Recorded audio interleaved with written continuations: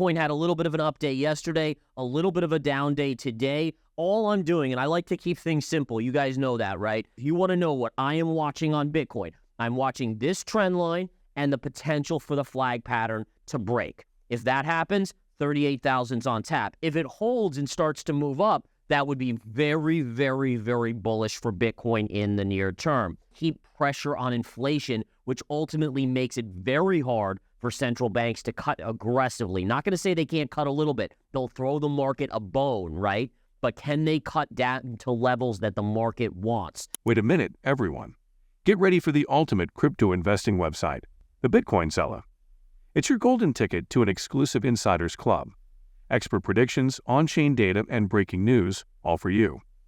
Imagine all crypto insights landing in your inbox daily, like having your own expert team. Don't miss this VIP opportunity. Click the link and secure your spot. Join now and ride the crypto roller coaster with the Bitcoin Seller. Gareth, the market expert. He's keeping it simple, focusing on a crucial trend line, a digital puzzle with some exciting possibilities.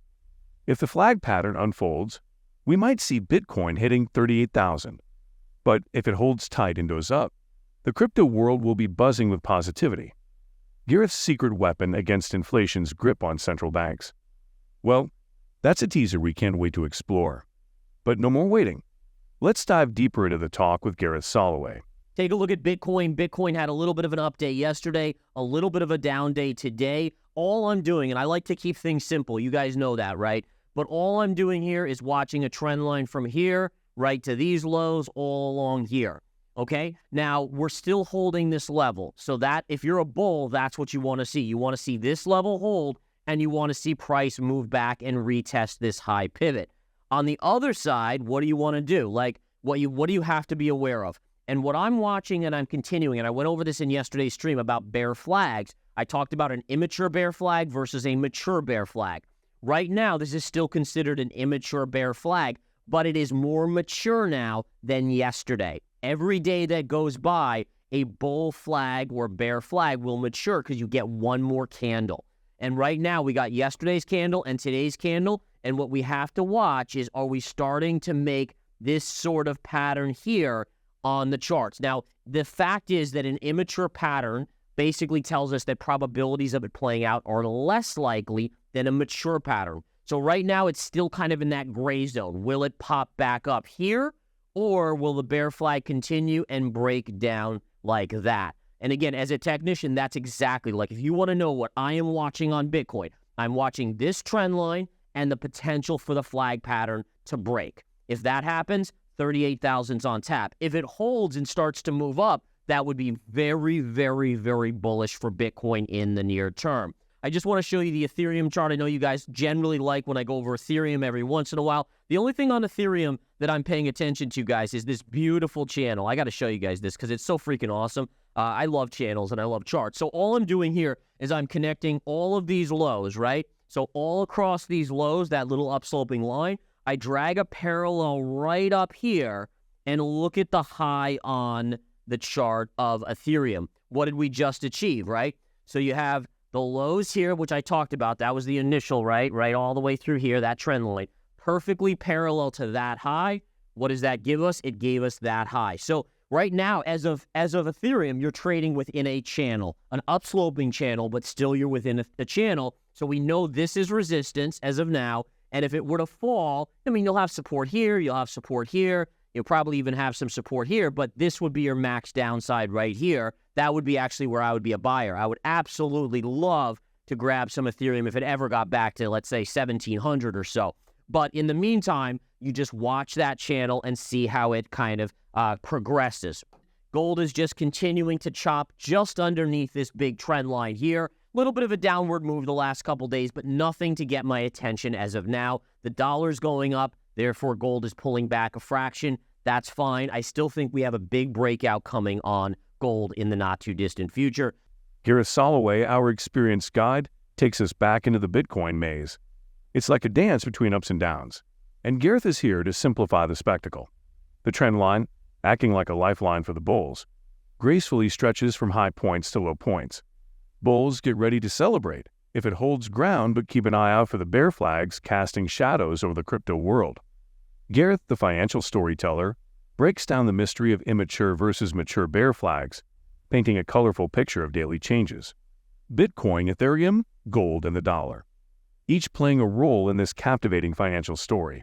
We have the key top headlines. I know a lot of you guys appreciated this yesterday, so I'm going to stick with it.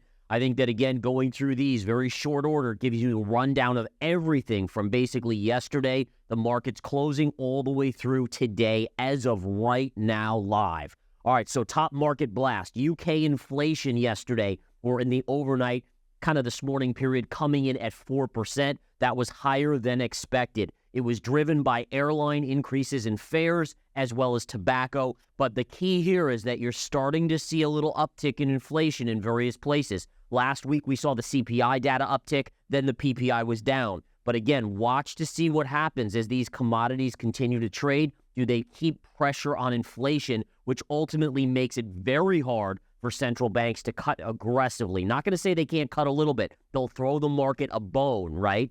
But can they cut down to levels that the market wants? Next up, China GDP came in lower than expected. This sent the Hang Seng market sharply lower in the overnight. The Hang Seng was down 3.17% to a new 52-week low. So talk about apples and oranges. The U.S. stock market very close to all-time highs. We have the Hang Seng market at 52-week lows. China is not in a good place, even with them doing stimulus. Okay? The next thing that I think I'm paying attention to this morning is Iran fired missiles that hit inside Pakistan's borders. All right, so we talked about how there's a lot of kind of angst going on here. The Middle East continues to have kind of little mini eruptions that are potentially going to spread into a much bigger conflict. This, again, is very key. Pakistan called it an unprovoked violation of its airspace. And again, this is just one more potential headache for that area of the world that could spill over into a much bigger conflict. Apple and Tesla are weak today following those same China GDP numbers we just talked about. Think about this. We know that a massive amount, like 50% of the revenue that Tesla earns comes from China. A huge amount as well from Apple. So any sort of continued really bad negative vibes there, or economic data, GDP number in this case, that is going to be negative. NVIDIA and AMD continue to show relative strength. They were amazing performers yesterday. I think AMD was up over 8% on the day. It is approaching a double top. We're going to look at that chart in just a minute. There might be a shortable opportunity coming up in that trade, all right? Continuing on here, we have retail sales coming in. This was just released at 8:30 a.m. Eastern Time. They came in better than expected. So the consumer, who's laden with more credit card debt than ever, over $1 trillion, hitting new highs consistently. The consumer is still spending. They're just running up more debt. Kind of sounds like our government, right? Our government continues to do the same thing, passing new spending bills and all this. And again, we see that debt for the U.S. obviously pushing above 34 trillion. Lastly, just in relation to retail sales, the DXY, the DXY, which is the U.S. dollar, it did start to uptick on the back of those retail sales numbers, as well as the 10-year yield. Why? Why are retail sales that are stronger pushing the dollar higher, as well as the 10-year yield? And the answer is pretty simple, right? The stronger the consumer is, the stronger the economy is, the less likely the Fed is going to aggressively cut rates. One last thing. Yesterday, it was around 10:30, 11 a.m. in the morning. Federal Reserve President Waller came out and basically said, hey, listen, guys, we may not cut more than once this year. That may be it. We may just cut a couple times. We have no potential predestined level of how many cuts we're going to do. As long as the economy stays strong, we have no reason to cut aggressively. In addition, one of the keys to that, right? So it's one thing to have a Federal Reserve official saying something. The bigger factor here is that the market began to price in no rate cut in March. Remember, up until now, for the last multiple months, it was first rate cut in March. March 31st, I believe, is their meeting. Now, the market is pricing in the first rate cut in May. So that is a significant change. That is a change from what the market is expecting. Remember, the market's pricing in 5 to 6 rate cuts. The Fed has said 3. Now we're starting to see the market might be starting to move towards what the Fed has projected. Now Gareth Soloway unveils the market headlines. a rapid-fire symphony from market closure to the live heartbeat of the financial arena. UK inflation spikes at a solid 4%, thanks to the soaring notes of airline fares and tobacco. Meanwhile, China's GDP takes an unexpected hit, shaking up the once resilient Hang Seng market. Iran's missiles add tension to the Middle East, casting giant shadows on Apple and Tesla as echoes of China's GDP blues.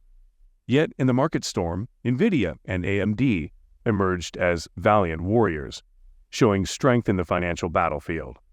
But that's not the grand final. Retail sales, the US dollar, and the mysterious murmurs from the Federal Reserve add more layers to this financial symphony. If you've been with us so far, big thank you. Don't forget to subscribe to Bitcoin Zella for your daily news. The link is waiting below. That's all for today's crypto news. Stick around for more updates, insights, and analysis on cryptocurrencies. Share your thoughts in the comments, like this video, and subscribe for more exciting content.